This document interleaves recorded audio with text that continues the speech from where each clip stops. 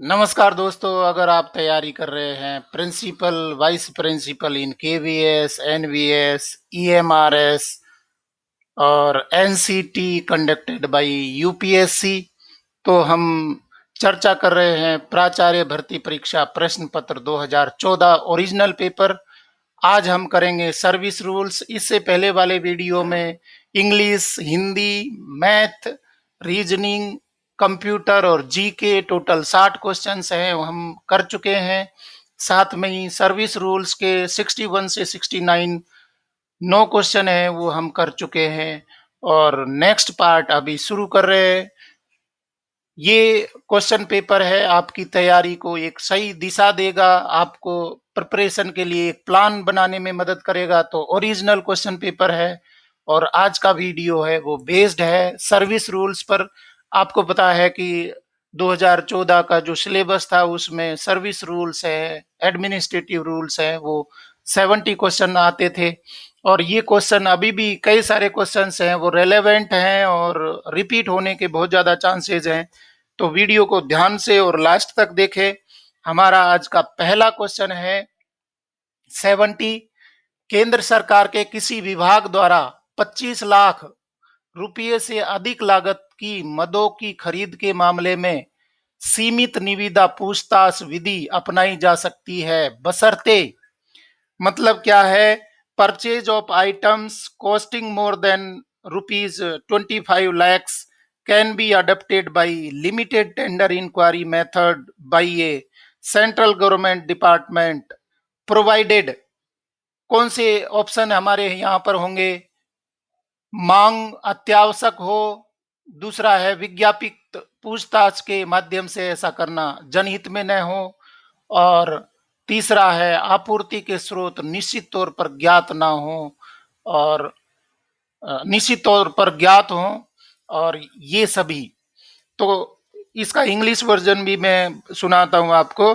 Demand is urgent, second not in public interest through advertised enquiry, और third है sources of supply are definitely known. मतलब limited tender enquiry है वो 25 लाख से ऊपर क्यों की जाती है? तो सही उत्तर यहाँ पर होगा। सही उत्तर आप देखिए क्या उत्तर होना चाहिए इसका। इसका सही ऑप्शन होगा फोर्थ। ये सभी, इन सभी कारणों की वजह से लिमिटेड टेंडर इंक्वायरी है उसके द्वारा परचेजिंग की जाती है। तो नेक्स्ट क्वेश्चन हम कर रहे हैं 71। जब 25 लाख रुपए से अधिक लागत की वस्तुओं की खरीद के मामले में विदेशी आपूर्तिकर्ता भी शामिल हो तो बोलियां प्रस्तुत जमा करने के लिए न्यूनतम अवधि प्रकाशन की तारीख से डैश कितनी होनी चाहिए? मतलब when procurement of goods costing above rupees 25 lakhs involves foreign suppliers, also the minimum period for submission of bids from date of publication should be, कितना टाइम पीरियड होना चाहिए जब आप एडवर्टाइज कर रहे हैं प्रोक्योरमेंट को और जिसमें फॉरेन सप्लायर भी शामिल हैं?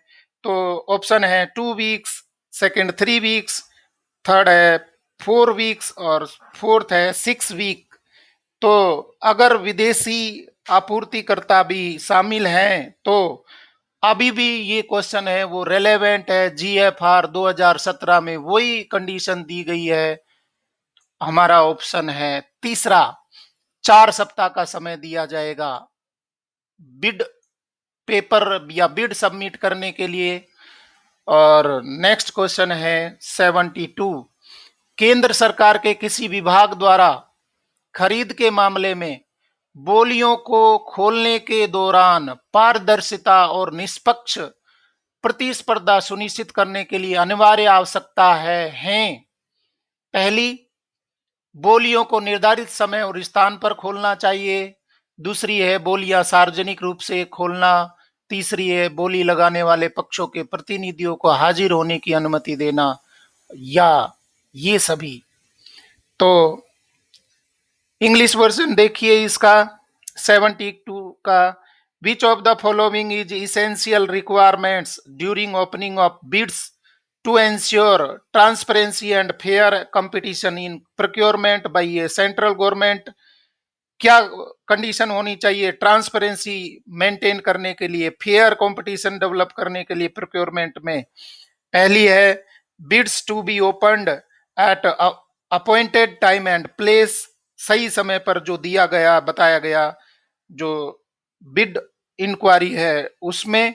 इसके बाद में bids to be opened in public, और तीसरा है representatives of bidders permitted to attend, और चौथा है ऑल दीज। तो क्या उत्तर होना चाहिए? 72 का उत्तर क्या होना चाहिए? आपको सही मालूम है, इसका उत्तर होगा फोर्थ। ट्रांसपेरेंसी मेंटेन करने के लिए फोर्थ ऑप्शन, ये सभी हमें करना चाहिए। नेक्स्ट क्वेश्चन 73, केंद्र सरकार के किसी विभाग में खरीद की दर संविदा प्रणाली में, जहां समान मद के लिए कई फर्म दर संविदा पर हों और वहां फर्मों के साथ निम्नलिखित में से किसकी अनुमति है? 73 में, in the rate contract system of procurement in central government departments where a number of firms are no on rate contract for same item, then which of the following is permitted with the firms? पहला क्या है? मोल तोल, दूसरा प्रति प्रस्ताव, तीसरा एक दो दोनों, और इनमें से कोई नहीं। तो पहला नेगोशिएशन करना चाहिए, रेट कॉन्ट्रैक्ट फर्म को किया हुआ है तो काउंटर ऑफर्स देने चाहिए, फर्स्ट सेकंड और नन ऑफ दीज। तो सही उत्तर क्या है 73 का? 73 का सही उत्तर है दोनों। ये आप देखिए, ये कर्सर यहाँ मैं हाईलाइट कर रहा हूं, ये दोनों, तीसरा ऑप्शन सही होगा। और नेक्स्ट क्वेश्चन है 74, भारत में कराधान प्रणाली में मूल्य वर्धित कर वैट वर्ष से शुरू किया गया था। कब से शुरू किया गया था? 2003 में, 2004 में, 2005 में, 2006 में?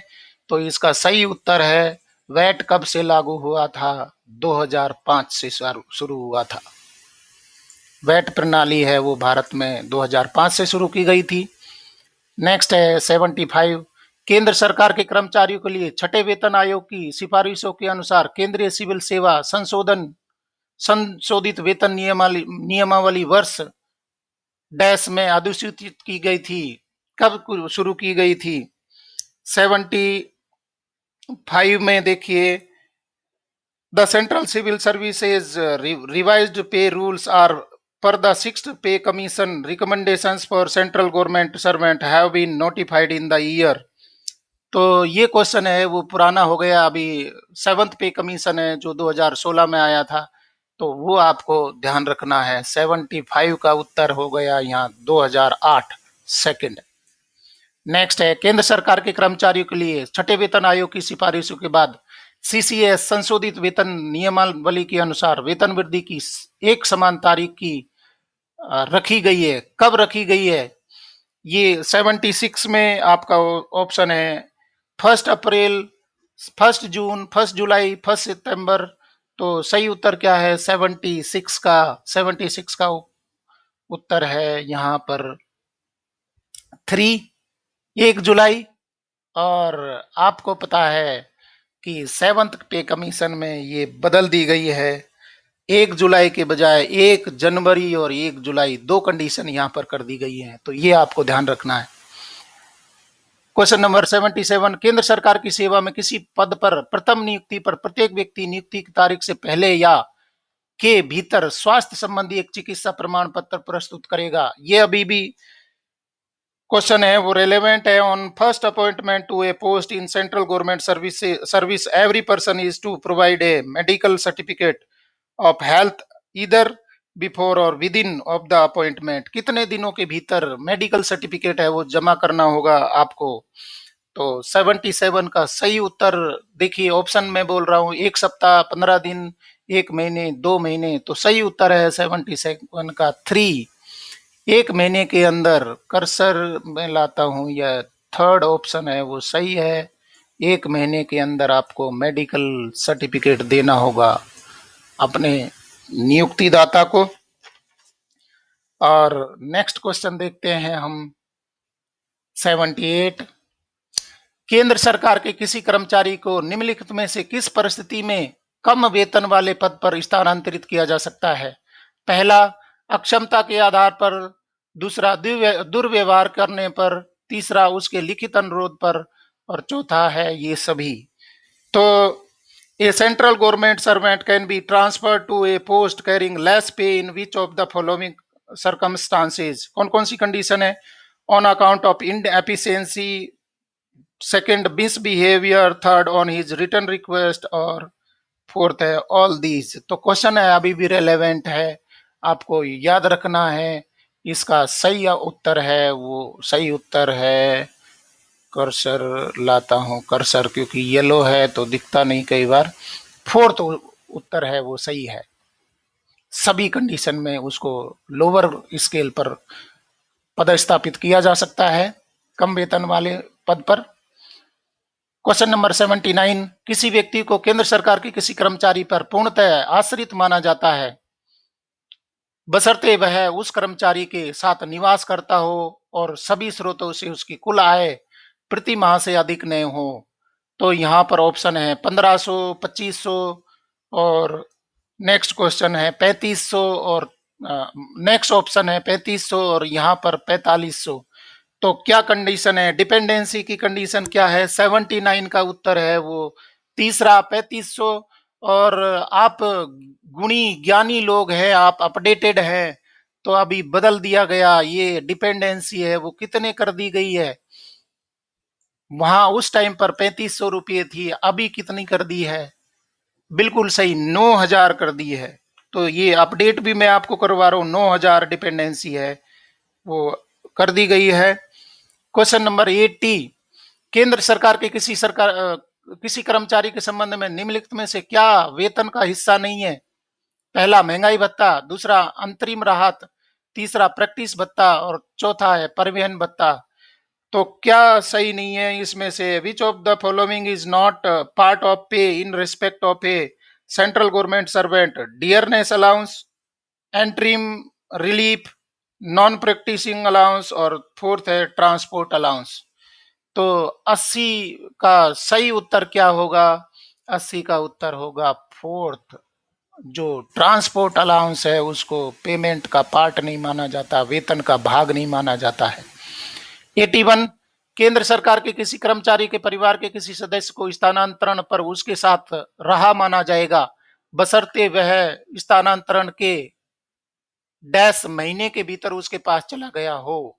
ऑप्शन फर्स्ट 3, 4, 6 और 9। चार ऑप्शन मैंने बोल दिए, इसको इंग्लिश में भी बोल के सुना रहा हूं आपको। A member of the central government servant will be deemed to accompanying him on transfer provided he/she follows him within dash month of transfer, first 3 months, 4 months, 6 months, 9 month। तो सही उत्तर क्या है 81 का? ये थर्ड है, 6 महीने। 6 महीने उसके साथ में या उससे पहले वो रह रहा हो तो उसको डिपेंडेंट सदस्य, उसका फैमिली मेंबर मानेंगे। क्वेश्चन नंबर 82, केंद्र सरकार के किसी कर्मचारी को भत्ते की मंजूरी के प्रयोजनार्थ किसी स्थान को हिल स्टेशन, पर्वतीय स्थान घोषित करने वाला सक्षम प्राधिकारी कौन है? भारत सरकार, दूसरा राज्य सरकार, तीसरा जिला मजिस्ट्रेट, और चौथा नगर निगम। मतलब which of the following is the competent authority to declare a place as hill station for the purpose of grant of allowances to a central government servant? First option government of India, second state government, third district magistrate, और fourth है municipal corporation. तो क्या उत्तर सही है इसका? 82 में second, राज्य सरकार घोषित करती है हिल स्टेशन। तो राज्य सरकार की घोषणा पर उसको, कर्मचारी को हिल स्टेशन जो पर्वतीय भत्ता मिलता है वो उसके लिए।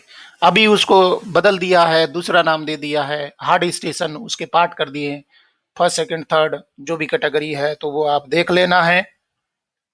Question number 83, who is the chairman of the, अच्छा हिंदी में पढ़ता हूं पहले 83 को। केंद्र सरकार के कर्मचारियों के संबंध में वेतनमान की सिफारिशों के लिए 7वें वेतन आयोग का अध्यक्ष कौन है? ये आपके लिए अभी भी रेलेवेंट है। पहला विवेक रॉय, दूसरा डॉक्टर डॉक्टर रतिन रॉय, तीसरा है न्यायमूर्ति अशोक कुमार माथुर और चौथा है मीना अग्रवाल। मतलब who is the chairman of the seventh pay commission for the pay scale recommendations in respect of the central government servant. तो क्या उत्तर सही है? यहाँ पर आपको मालूम है सेवंथ पे कमीशन आप उठा रहे हैं पेमेंट, तो 83 का ऑप्शन थर्ड सही है, न्यायमूर्ति अशोक कुमार माथुर।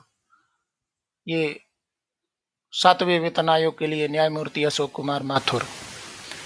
84, निम्नलिखित में से किस प्रशिक्षण के दौरान केंद्र सरकार के किसी कर्मचारी को ड्यूटी पर माना जाता है? पहला, राष्ट्रीय रक्षा कॉलेज में प्रशिक्षण, दूसरा सिविल गार्ड प्रशिक्षण ड्यूटी, तीसरा प्रादेशिक सेना में प्रशिक्षण और चौथा ये सभी। तो 84, during which of the following training a central government servant is treated as to be on duty? First, training at national defence college, second civil guard training duty, third है ट्रेनिंग इन टेरिटोरियल आर्मी और fourth है all these सभी। तो 84 का उत्तर है सभी। इन सभी को अगर कोई आदमी इनमें ट्रेनिंग में होता है तो सभी हैं वो ड्यूटी मानी जाती है। क्वेश्चन नंबर 85, विदेश सेवा के दौरान केंद्र सरकार का कोई कर्मचारी डैश से अपना वेतन प्राप्त करता है। कहां से प्राप्त करेगा? पहला, भारत की समेकित निधि, दूसरा राज्य की समेकित निधि, तीसरा संघ शासित क्षेत्र की समेकित निधि और चौथा इनमें से कोई नहीं।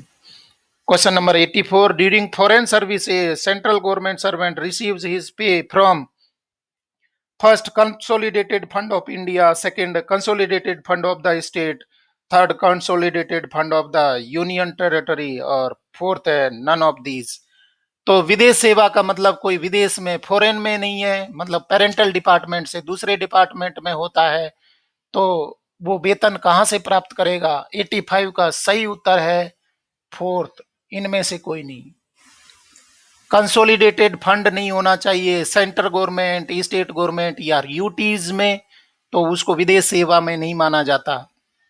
और नेक्स्ट क्वेश्चन है 86, चिकित्सा पर पद धारण करने वाले केंद्र सरकार के किसी कर्मचारी के लिए लागू कुल मूल वेतन और प्रैक्टिस बंदी भत्ता एनपीए डैश से अधिक नहीं होगा। यहाँ पर पहला ऑप्शन 75,000, दूसरा 80,000, तीसरा 85,000, चौथा 90,000। तो the total of the basic pay and non practising allowance NPA as applicable for a central government servant holding medical post is not to exceed. Option क्या है? ऑप्शन है 83 का, सॉरी 86 में थर्ड ऑप्शन है वो सही है। ये भी मित्रों बदल गया, सेवंथ पे कमीशन में 2.5 लाख से ज्यादा नहीं हो सकती। किसी भी कर्मचारी की जो वेतन है वो हाईएस्ट वेतन है वो सेवंथ पे कमीशन में 2.5 लाख और 6 पे कमीशन में 85,000 से ज्यादा नहीं हो सकती थी। तो ये भी अपडेट मैं आपको बराबर दे रहा हूं। नेक्स्ट क्वेश्चन 87, 87 में क्या है? केंद्र सरकार के जिस कर्मचारी को वेतन या छुट्टी वेतन प्राप्त न हो रहा हो उसे डैश महीने में एक बार निर्वाह अनुदान दिया जाएगा। मतलब क्या है? Subsistence grant is given to a central government servant who is not in receipt of pay और लीव सैलरी वंस इन। तो ऑप्शन है 3, 2, 1 और 6। तो सब्सिस्टेंस है वो, यहाँ पर सब्सिस्टेंस अलाउंस आपको पता है कि जो सस्पेंडेड कर्मचारी है उसके लिए है। तो 87 का सही उत्तर है 1 महीना। 1 महीने के अंदर उसको क्या देना होगा? निर्वहन भत्ता देना होगा। सही ऑप्शन थर्ड। क्वेश्चन 88, केंद्र सरकार के स्थायी कर्मचारियों के मामले में उनके अन्य विभाग में नियोजित रहने पर भी मूल विभाग में डैश वर्ष की अवधि के लिए पद पर उनका नियन रखा जा सकता है। मतलब in case of permanent central government servant their lien to post can be retained for a period of dash years in the parent department even while employed in other department। ये क्वेश्चन है वो आगे भी repeat हुआ था। बहुत important है, आपको ध्यान रखना है कितने दिनों तक पेरेंट डिपार्टमेंट के साथ में कर्मचारी का लियन बना रहता है।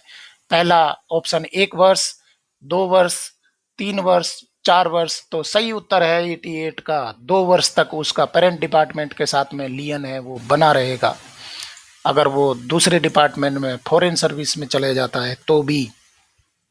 क्वेश्चन नंबर 89, केंद्र सरकार का जो कर्मचारी कार्यालय कार्य के लिए उपयोगी उच्चतर अहर्ता योग्यता प्राप्त करता है वह अधिकतम डैश की शर्त के साथ अग्रिम वेतन के रूप में एक बार एक मुश्त प्रोत्साहन राशि पाने का हकदार होता है। तो 89 का ऑप्शन है यहाँ पर 5,000, 7,500, 10,000, 15,000। मैं क्वेश्चन को इंग्लिश में पढ़ता हूँ। A central government servant who attains higher qualification useful for official work is entitle for one time lump sum incentive as advance increments subject to maximum of rupees कितना है। सही उत्तर देखिए 89 का सही उत्तर होगा थर्ड।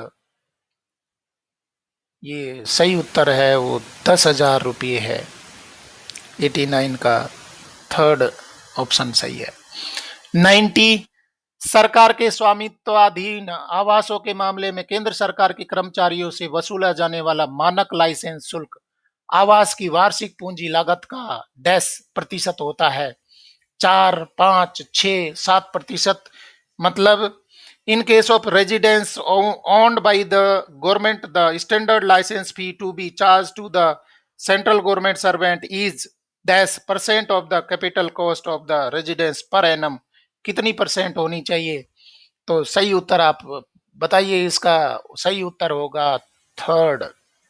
90 का सही उत्तर है थर्ड।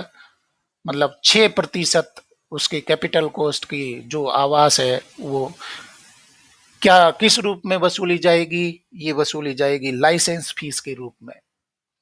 क्वेश्चन नंबर 91, केंद्र सरकार कर्मचारियों के लिए नई अंशदान पेंशन योजना वर्ष से लागू प्रभावी हुई 2002, 3, 4, 6। तो ये तो बड़ा आसान क्वेश्चन है।